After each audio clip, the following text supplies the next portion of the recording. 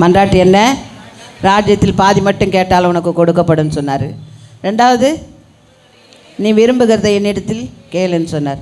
மூன்றாவது அதே மாதிரி எனக்கு வந்தது.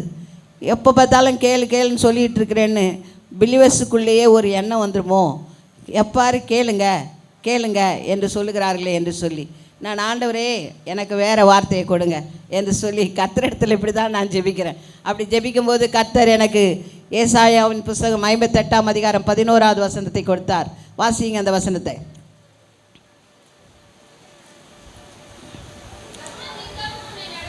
ஆ ஆ ஆ ஆ அல்லேலூயா அல்லேலூயா. இந்த மாதம் கர்த்தர் சொல்கிறார், நான் உன்னை நித்தம் நடத்துவேன். அல்லேலூயா. ஒரு நாள் நடத்திட்டு இன்னொரு நாள் உன்னை கைவிட்டுற மாட்டேன், நித்தமும் நடத்துவேன். ஒவ்வொரு நாளும் நீ மறந்தா கூட நான் மறக்க மாட்டேன். அல்லேலூயா. நீ என்னை விட்டு விட்டாலும் நான் உன்னை விட மாட்டேன். கர்த்தர் சொல்கிறார், நித்தமும் நடத்துவேன். அல்லேலூயா. நித்தம் நடத்துறது மாத்திரமல்ல, நம்முடைய ஆத்மாவிலே திருப்தியை கொடுக்கிறார். அல்லேலூயா அல்லேலூயா. தோய்ந்து போன ஆத்மாவை கர்த்தர் திருப்தி ஆக்குகிறார் என்று வேதம் சொல்கிறது. அல்லேலூயா. தயவு செய்து ஒரு மனதோடு கூட என்னோடு கூட இசைந்திருந்தீங்கன்னா இந்த வாக்குத்தத்தம் உங்கள் வாழ்க்கையில் நிறைவேறும். இல்லை வேறு வேறு சிந்தையாக இங்கே உட்காந்துருப்பீங்கன்னா நிச்சயமாக இந்த வார்த்தை எனக்கும் பிரயோஜனமாக இருக்காது, உங்களுக்கும் பிரயோஜனமாக இருக்காது. ஏன்னா எனக்கு கொடுத்த கிருபை அது போல். அல்லேலூயா அல்லேலூயா. என்னை கவனித்தால் மாத்திரம் பரிசுத்த ஆவியானவர் உங்களோடு கூட இடைப்படுவார். கவனிக்கலைன்னா ஆவியானவர் என்னை போய் உட்காருன்னு சொல்லிடுவார், நான் உட்காந்துருவேன், அவ்வளோதான். அல்லேலூயா. வேத வாக்குத்தத்தம் எனக்கு நிறைவேறணும், அந்த வாக்குத்தத்தம் என் வாழ்க்கையிலே நிறைவேற வேண்டும் என்று விரும்புகிறவர்கள் கர்த்தரோடு இணைந்திருங்கள். அல்லேலூயா.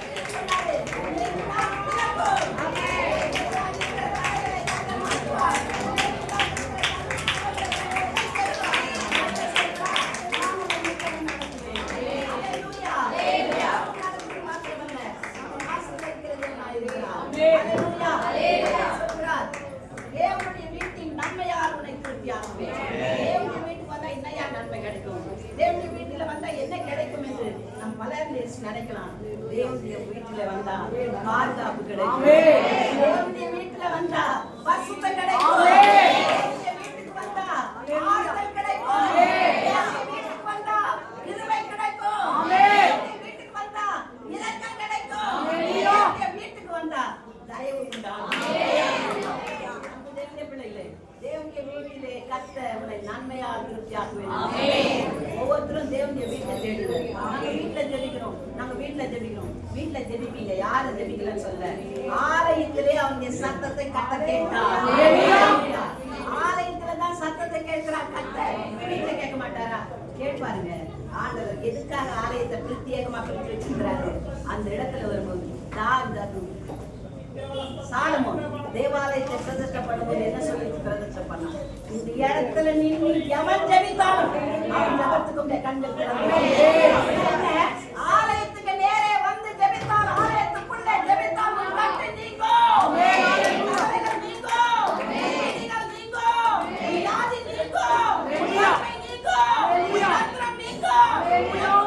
இருக்கிற தடைகள் மாறும்.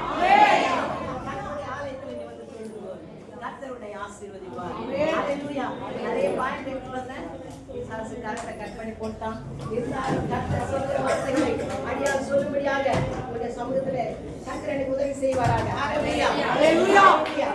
ஹல்லேலூயா. ஹல்லேலூயா. 40 வாசிங்க.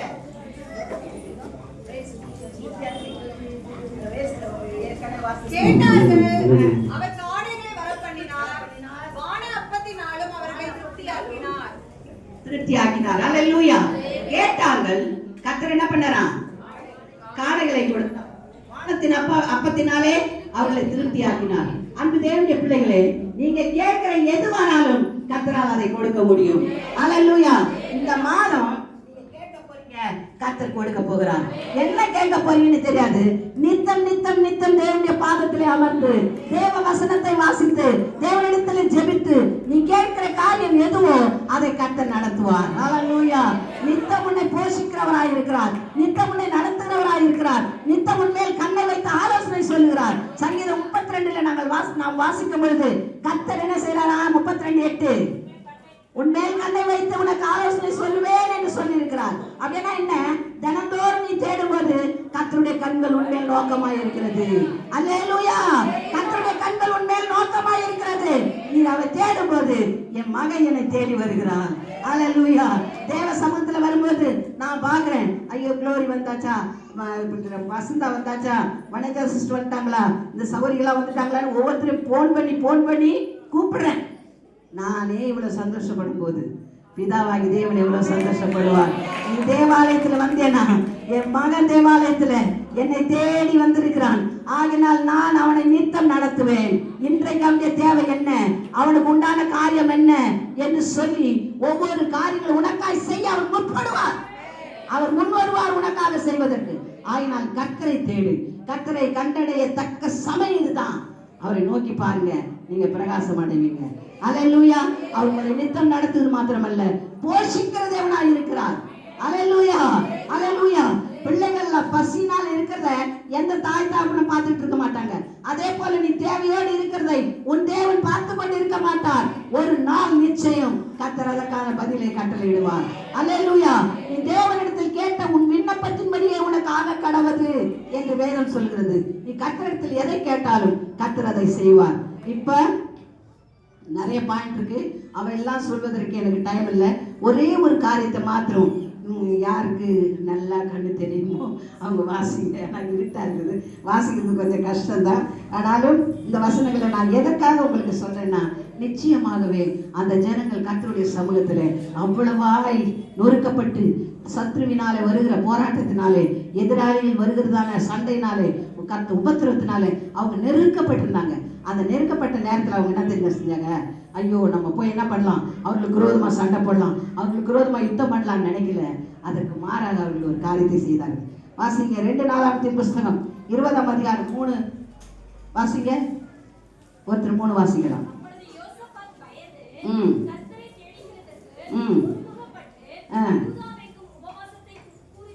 அல்லேலூயா. ஃபர்ஸ்ட் பாயிண்ட் என்ன தெரியுமா? கர்த்தர் உன்னை நித்தம் நடத்த வேணும்னா அவர் சொன்ன நிபந்தனை என்ன தெரியுமா? நீ உபவாசித்து ஜெபிக்க வேண்டும். அல்லேலூயா. கர்த்தர் சொல்லுகிறார் உன் வேண்டுதல் கேட்கப்பட வேண்டாம். எஸ்தர் ராஜாத்தி நாம் பார்த்தோம். அவ உபவாசித்து ஜெபித்த போதுதான் கர்த்தர் அவளுக்கு விடுதலையை கொடுத்தார் இல்லையா? நாமும் உபவாசித்து ஜெபித்தால் யோனாவை பார்க்கிறோம். நினிவே ஜனங்கள் உபவாசித்து ஜெபித்த போதுதான் விடுதலை பெற்றுக் கொண்டார்கள். இங்கேயும் கர்த்தர் சொல்கிறார் நீ இதுல இருந்து விடுபடணும்னா, ஜெயம் உனக்கு கிடைக்கணும்னா உபவாசித்து ஜெபி. 3வது வசனம் 6வது வசனம் வாசிங்க. கர்த்தாவே நீர் அல்லவோ தேவன்,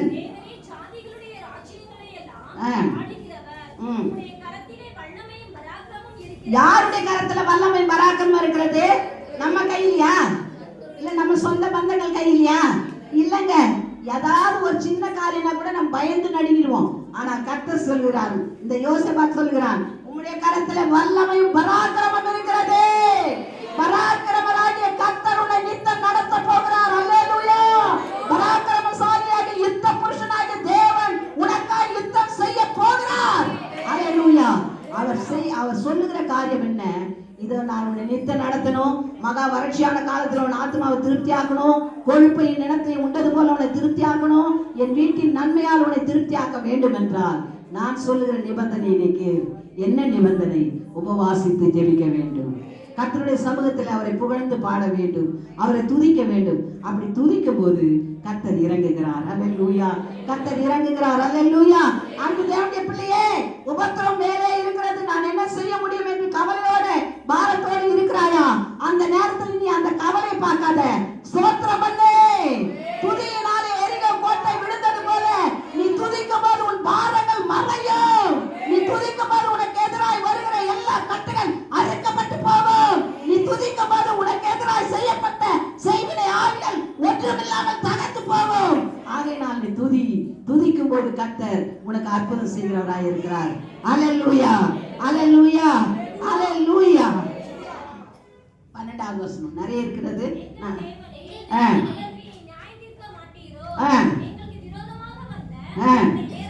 இந்த ஏராளமான ஜனத்தை எங்களுக்கு பலம் இல்லப்பா, எங்களுக்கு ஒண்ணும் தெரியல. பாத்தீங்களா? இப்பதான் சரணடைகிறாங்க. ஆண்டவரே, இவ்வளவு ஏராளமான எல்லா ஜனங்களும் எங்களுக்கு விரோதமா வராங்க ஐயா. அவங்களுக்கு முன்பாக நிற்பதற்கு எங்களுக்கு என்ன இல்ல? பலன் இல்ல. நான் பலசாலி என்று காட்டிக் கொள்கிறேன். அவருக்கும் ஆண்டவர் பலன் என்ன செய்ய மாட்டாரு? உதவி செய்ய மாட்டாரு. நான் ஒன்றுமில்லை என்று சரணடைகிறவர்களை தான் கர்த்தர் ஆசீர்வதிப்பார். அன்பு தேவனுடைய பிள்ளையே, கர்த்தர் உன்னை நித்தம் நடத்த வேண்டும்னா உபவாசிக்கணும். 2வது அவரை துதிக்கணும். 3வது நான் ஒன்றுமில்லை என்று ஆண்டவர் கருத்துல ஒப்பு கொடுக்க வேண்டும். அல்லேலூயா. நான் ஒரு பொருட்டு என்று நினைக்க கூடாது. என்னால் எல்லாம் செய்ய முடியும் என்று நினைக்க கூடாது. என்னால் எதுவும் ஆகாத ஆண்டவரே, நீர் தான் எனக்காக யாவையும் செய்து முடிக்கிறவர். சங்கீதம் 138 ஆண்டவர் சொல்கிறார், எனக்காக யாவையும் செய்து முடிக்கிறவர் என்று. கர்த்தர் உனக்காக யாவையும் செய்ய வேண்டுமானால், கர்த்தர் உன்னை நித்தமும் நடத்த வேண்டுமானால் அவர் சொல்லுகிறார், உபவாசித்து ஜெபி, என்னை துதித்து பார். எரிகோ கோட்டை உடைந்தது போல உன் பிரச்சனைகள் மாறும். எல்லா தொல்லை துயரங்கள் மாறும். உன் கண்ணீர் கவலைகள் மாறும். மாற வேண்டுமா? என்னை துதி, என்னை மகிமைப்படுத்து என்று ஆண்டவர் சொல்கிறார். அல்லேலூயா. அவரை மகிமைப்படுத்தினால் ஜெயம் உனக்கு, அவரை துதித்தால் ஜெயம் உனக்கு. 13வது வசனம்.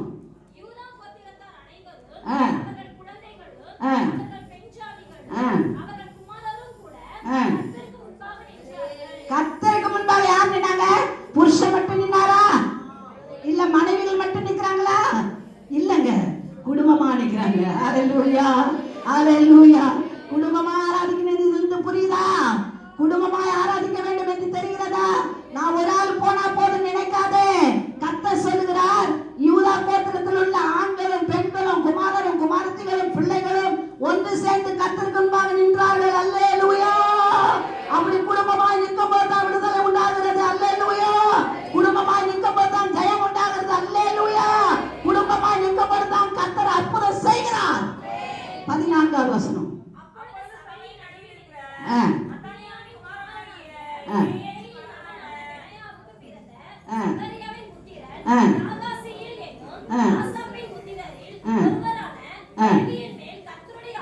கர்த்தருடைய ஆவி இறங்கி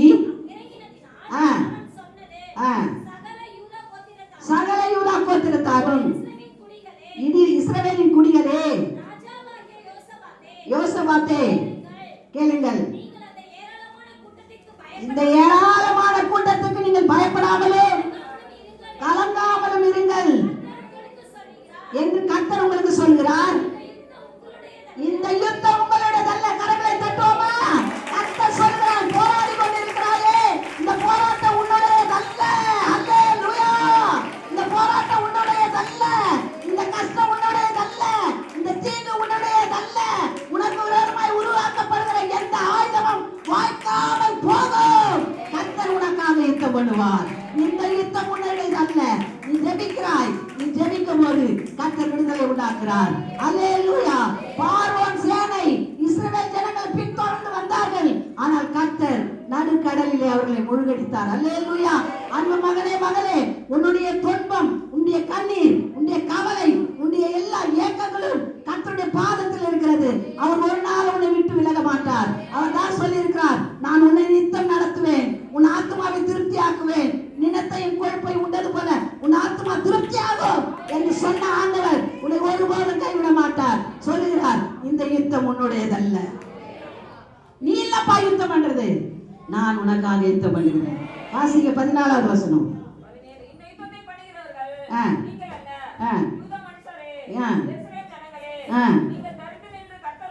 தரித்து நின்று கர்த்தர் உங்களுக்கு செய்யும் ரட்சிப்பை பாருங்கள். அல்லேலூயா. கர்த்தர் உங்களுக்கு ரட்சிப்பை கட்டளையிடுகிறார். கர்த்தர் சொல்லுகிறார், நீங்க ஒரே இடத்துல தரித்து நில்லுங்க. எங்கயா நிக்கணும்? என் ஆலயத்துல வந்து நில்லு. என் ஆலயத்துல வந்து நில்லு. உன் கூப்பாடு நான் கேட்கிறேன். உன் ஜெபத்துக்கு நான் பதில் கொடுக்கிறேன். உன் விண்ணப்பத்துக்கு நான் பதில் கொடுக்கிறேன். நீ எங்க நிக்கணும்? என் ஆலயத்துல வந்து நில்லு. கர்த்தர் உன் ஆலயத்திலே உன் சத்தத்தை கேட்பார். கர்த்தருடைய ஆலயத்தில் உன் சத்தத்தை கேட்பார். நீ ஒருபோதும் தள்ளாடி போகிறது இல்ல. நீ கண்ணீரோடு விடப்படுகிறது இல்ல. கர்த்தர் உன்னை நித்தமும் நடத்துவார். அல்லேலூயா. உன் ஆத்மாவை திருப்தி ஆக்குவார். அல்லேலூயா. பசியினால பட்டினியால உன்னை வருந்த விட மாட்டார். நீ அநேகருக்கு கொடுக்கிறவர்களா தான் கர்த்தர் உன்னை மாற்றுவாரே தவிர நீ கெஞ்சி நிக்கிற நிலைமையில உன்னை வைக்கவே மாட்டார். அல்லேலூயா. அந்த தேவன் தான் சொல்றாரு, இந்த யுத்தம் என்னுடையது, இந்த யுத்தம் என்னுடையது, இந்த யுத்தம் என்னுடையது. இப்படி சொல்லிட்டு அந்த ஜனங்களுக்கு ஆண்டவர் சொல்றாரு. அவன் என்ன சொல்ற? யோசிப்பார், தரித்து நின்று துதிக்கிறவர்களை ஏற்படுத்துகிறான். கர்த்தரை துதிக்கிறவர்கள் நீங்க சண்டைக்கு போக வேண்டாம். அவங்கள கூட போய் நீங்க சண்டை போட வேண்டாம். கத்தியும் கட்டியும் நீ கட்டையும் நீங்க தூக்க வேண்டாம். நீங்க என்ன செய்யுங்க? தரித்து நின்று கர்த்தரை துதியுங்க. கர்த்தரை சோத்தரித்து பாடுங்கள். கர்த்தரை ஏகோபித்து துதியுங்கள். கர்த்தர் சத்தத்தை உயர்த்தி அவரை துதிங்கள். நீ சத்தத்தை உயர்த்தி துதிக்கும் போது எரிகோ கோட்டை எப்படி விழுந்ததோ அதே போல உன் பாரம் விழுந்து போகும். உனக்கு விரோதமாய் இருக்கிற எல்லா கட்டுகளும் அறுக்கப்படும். உன் சத்துரு உனக்கு முன்னாக விழுந்து போவான். ஒன்றுமில்லாமல் இல்பொருளாய் மாறி போவான். ஆகையினால் நீ துதி, நீ துதி, நீ துதி. துதிக்கும் போது ஜெயம் உண்டாகும். துதிக்கும் போது அற்புதம் நடக்கும். துதிக்கும் போது கர்த்தர் விடுதலை கொடுப்பார். எதை நினைத்து நீ கவலைப்பட்டு கொண்டிருக்கிறாயோ அந்த காரியம் நிச்சயமாக உனக்கு கைகூடி வரும். ஹல்லேலூயா, ஹல்லேலூயா, ஹல்லேலூயா. வெளிச்சம் இல்லாதனால இன்னும் 2-3 பாயிண்ட் இருக்குது. பேச டைம் இருக்கு. ஆனாலும் கூட வெளிச்சம் இல்லாதனால அதிகமாக என்னால் பாயிண்ட்ஸ்ல எடுத்து பேச முடியல. கர்த்தருக்கு ஸ்தோத்திரம். கர்த்தர் இன்றைக்கு உங்களை சொல்லுகிறார், நான் நித்தம் உங்களை நடத்துவேன், நான் நித்தம் நடத்துவேன். மகா வறட்சியான காலத்தில் உன் ஆத்மாவை திருப்தியாகுவேன். மகா வறட்சியான காலத்தில் உன் ஆத்மாவை திருப்தியாகுவேன். உன் வாழ்க்கையில ஒரு வறட்சி இருக்கிறது. உன் வாழ்க்கையில ஒரு வெறுமை இருக்கிறது. உன் வாழ்க்கையில ஒன்றுமே இல்லாத ஒரு சூழ்நிலை இருக்கிறது. எது இருந்தாலும் அது இல்லாத போலவே இருக்கிறது. அதான் வேதம் சொல்கிறது, நிறைவாய் வரும் என்று எதிர்பார்த்தேன், கொஞ்சமாய் அறுத்து கொண்டு வந்தேன். அல்லேலூயா. அந்த நிலைமை இன்றைக்கு இருக்கிறது. நான் எவ்வளவு சம்பாதித்து வந்தாலும் பொத்தலான பையில போடுறது மாதிரி தான் என் ஆசீர்வாதம் போயிருக்கு. ஆகினால் கர்த்தாவே என்னை நித்த நடத்துங்கப்பா, என்னை ஆசீர்வதிங்கப்பா என்று நீங்க கேட்டா அதுக்கு 3 நிபந்தனைகளை நான் சொல்லியிருக்கேன். ஒன்று ஜெபிக்கணும், ஒன்று உபவாசிக்கணும், ஒன்று துதிக்கணும். அப்படி நீ துதித்தால் எரிகோ கோட்டை விழுந்தது போல உன் பிரச்சனைகள் தூள் தூள் தூளாய் ஓடி போயிடும். எரிகோ கோட்டை விழுந்து போல கர்த்தர் உங்களை ஆசீர்வதிப்பார். எரிகோ கோட்டை என்ன தெரியுமா? ராகா பெண்ணும் வேசி அந்த கோட்டையின் மேல அந்த மதில் சுவர் மேலதான் வீடு கட்டிட்டு இருந்தா. அங்க இருந்தா அவ சிவப்பு நூலை விட்டாங்க. நம்ம வேதத்துல வாசிக்கும். அப்படின்னா ஒரு வீடு கட்டுற அளவுக்கு அந்த சுவர் இருந்துச்சு. அப்படித்தானே? அப்படிப்பட்ட சுவரையே துதியினால் கர்த்தர் விழ செய்தார். அல்லேலூயா. அந்த மக்களே, உங்களுக்கு இருக்கிற பிரச்சனைகளை கர்த்தர் விழ செய்ய மாட்டாரா? உங்களுக்கு இருக்கிற அந்த கவலைகளை கர்த்தர் மாற்ற மாட்டாரா? உங்களுக்கு இருக்கிற கண்ணீரை மாற்ற மாட்டாரா? ஐயோ, என் குடும்பத்தில் இப்படிப்பட்ட சூழ்நிலை இருக்கிறது, நான் எப்படி ஜெயம் எடுக்க போகிறேன் என்று அங்கலாய்ப்போடு காத்திருக்கிற உங்களை பார்த்து தான் கர்த்தர் சொல்கிறார், நீ பயப்படாதே, யுத்தம் என்னுடையதே. நீ பயப்படாதே, யுத்தம் என்னுடையதே. நீ பயப்படாதே, உனக்காய் யுத்தம் செய்கிறவன் நான். உனக்காய் யுத்தம் பண்ணுகிறவன் நான். ஆனால் கலங்கவும் பயப்படவும் தேவையில்லை. உனக்காக நான் யுத்தம் பண்ணுவேன். இப்பொழுது நடந்து இந்த மாதத்தில் கர்த்தர் சொல்கிறார், இந்த மாதத்தின் தேவை என்னவோ அதை நான் உனக்கு கொடுத்து உன்னை நித்தம் நடத்துவேன். நித்தம் நடத்துறது மாத்திரமல்ல, உனக்கு இருக்கிற சுகவீனங்கள் பலவீனங்கள் எல்லாம் மாறையும். கர்த்தர் புது பலனை கர்த்தர் காட்டிவிடுவார். புது விதமான ஆசீர்வாதத்தை கர்த்தர் உனக்கு கொடுப்பார். உன்னை தண்ணீர் உள்ள நதிகள் ஓடுகிற இடத்திலே உன்னை வைப்பார். அல்லேலூயா. இன்னொரு பாயிண்ட் இருக்குது, இது அடுத்த வாரம் அருமையான பாஸ்டர் பேசுவாங்க. அதுக்கு அடுத்த வாரம் கர்த்தர் எனக்கு இந்த சந்தர்ப்பத்தை கொடுப்பார் என்றால் அந்த பாயிண்டை உங்கள் இடத்துல பேசுவதற்கு கர்த்தர் எனக்கு உதவி செய்வார். கர்த்தர் இந்த வார்த்தைகளை ஆசீர்வதிப்பார்.